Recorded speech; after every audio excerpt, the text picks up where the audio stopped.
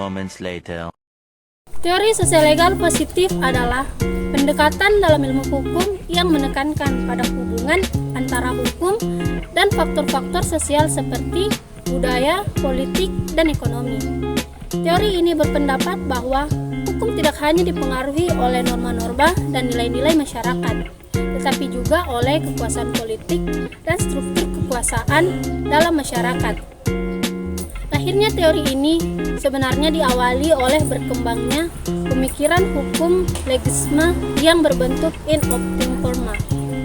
Perkembangan teori hukum ini berkembang semenjak abad pertengahan dan berpengaruh terhadap semua lapisan-lapisan negara yang ada di dunia tanpa terkecuali Indonesia.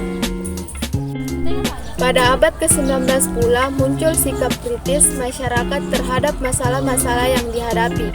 Apalagi pada saat itu tradisi keilmuan baru berkembang, yang semula bersifat tertutup dan tradisional, berubah menjadi sedikit terbuka, sehingga menghasilkan pandangan-pandangan kritis terhadap pandangan hukum alam yang dianggap tidak memiliki dasar dan merupakan hasil dari penalaran yang bersifat palsu belaka. Hukum diartikan sebagai perintah dari kekuasaan politik yang berdaulat dalam suatu negara. Dalam karakter hukum kodrat, bahwa manusia ditempatkan sebagai makhluk yang bermoral dan terdesak akan menggunakan akal budinya yang justru berseberangan dengan akal budinya.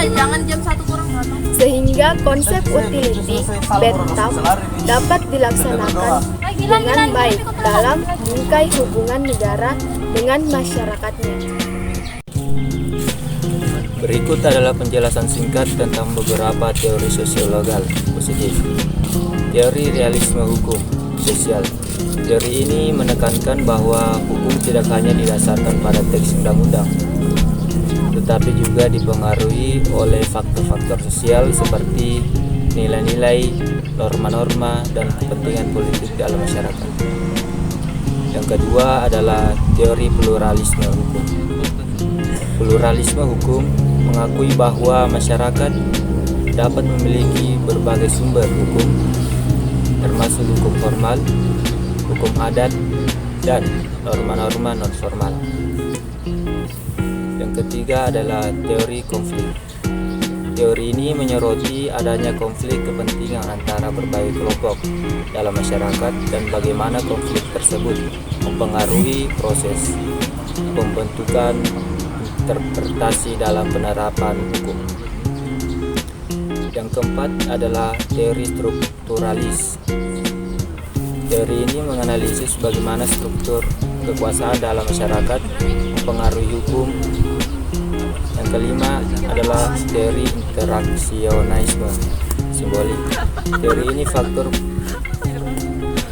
pada makna sosial yang terkait dengan hukum dan bagaimana tersebut dibentuk melalui interaksi antara individu dan kelompok dalam masyarakat.